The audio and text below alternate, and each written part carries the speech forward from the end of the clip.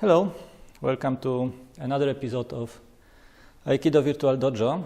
In this one, we'll be talking actually about the presence.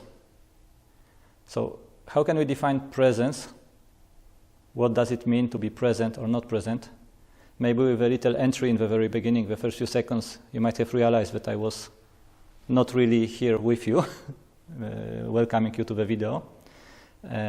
You should feel a difference now. So, how do we define presence? How is presence useful in Aikido? And what can we do to improve our presence in the moment and in the place? Let's have a look at these few explorations. But before we go into today's exploration, into today's video, I have a little announcement.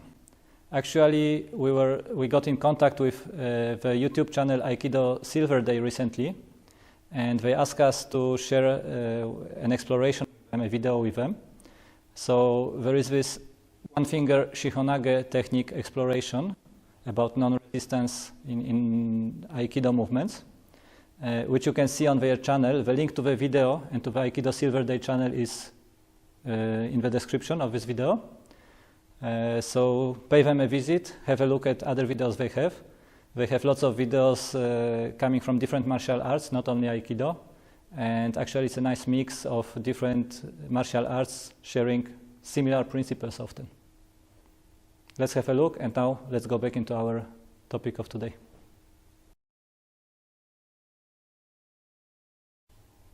So let's talk about why presence can be so important in a conflict, especially in a physical conflict. So often, we're off in our heads. We're thinking about something, we're planning things, we're imagining things, we're having conversations with other people, with ourselves, whatever. So we're actually not really so connected with our environment, the situation, and just really what's actually happening. So even though we might be hearing things, we're not really registering them, and we have less information. We're kind of tuned out. So let's see what that looks like. So here's an exercise that may show you a little bit about what presence can help with. So if I'm occupied in my mind, I'm far off, I'm planning something, I'm thinking about the groceries, I'm doing whatever, and some conflict comes in, an attack comes in, and I'm just not present at all. I'm far off in my head. Then it's a surprise. I can't react until after it's happened. Okay, so the next step then is being present a little bit earlier, and that can maybe change what happens or the response that happens. So, if I'm still a little bit off in my own world, making my list and the things that we were talking about before, and it comes in, and I become present as the attack comes in, as it's happening to me, then I'm able to actually respond a little bit better. Right? It's better than being completely surprised and almost completely unconscious. Okay? So then after that, we might actually become a little bit more present a little bit earlier. So we're almost present as it's coming in, and I can respond even a little bit earlier. Right? So now what happens then if I become present even as the attack arises? Right? Then I'm able to respond even earlier and in an appropriate way. But as we get earlier and earlier in the connection with the attack, there is another risk, which is the anticipation. So again, we are maybe aware that there is an attacker. I'm aware that Durward is there and that he wants to attack me. But in my head, I'm already planning what he will do and how I will respond. So maybe because he has this stance, and maybe I'm considering, okay, this hand is closer, probably he will attack me with this hand. So I'm anticipating, focusing on this hand, because every time he moves, I'm like anticipating it. And finally, surprise, I'm late again. And this time, I'm late because I was too early.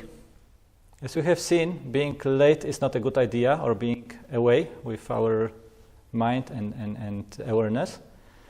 Being too early, anticipating, like being aware but anticipating, planning for what will happen is also not good. I can also be surprised and finally be late. So what can I do? And I think the best thing we can do here is to relax into the moment. So release the tension, not anticipate, not plan, have an open mind, open spirit, be ready for anything that can happen. And actually, even if in this situation, let's repeat a similar situation like we just did before. So Durward is again, he wants to attack me. And even if he moves his left hand and so on, I'm not anticipating, I'm not trying to protect myself, I'm staying with it. And I'm waiting for his move, for the moment when I feel that he's coming actually. And when he's coming, I can move with this attack and be in the right moment. As we become more relaxed into the moment and present, we can realize the attack happening at earlier stages. So the basic thing is, let's say, I'm present, aware. So now I'm talking, so I'm not really present with Durward, so I will have to stop talking for a moment, maybe. But I will be observing Durward, and I will feel the moment when he starts the attack, and I will react to his attack at the moment he starts.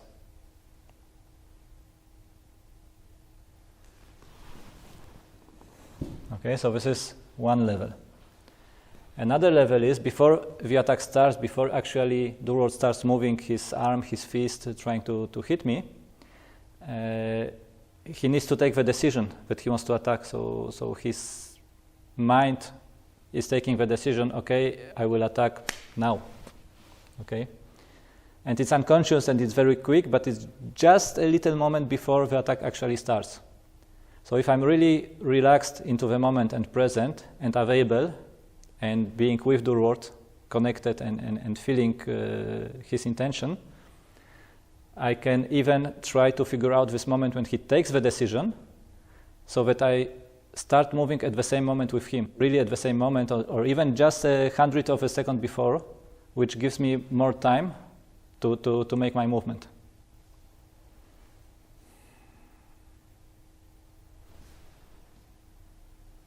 Actually, I can see that he's taking the decision in a moment he will start moving, and just at the same moment I start reacting to his movement, responding to his movement. So essentially, this state of presence is just simply a state of openness, open and available to anything that's happening. Okay, so it's just an acceptance of the moment as it is. So in that sense, we could be open for anything. It could be any attack. And if we're feeling it in the moment, then it could be really any attack that comes up. And we just allow ourselves to respond appropriately in the moment.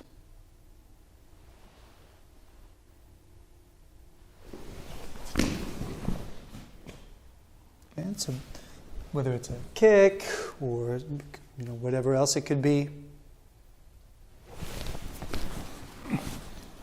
It could be pretty much anything, and I'm not anticipating it, and I'm not trying to plan for it or anything like that either. I'm just feeling it, being with it. And that could be for anything. So it doesn't have to be an attack. So it could also, be something else. Hey. If you like our video, give us a thumb up and share it with your friends. You can also subscribe to receive notifications about new videos being published. More information is available in the channel description as well as through the links section.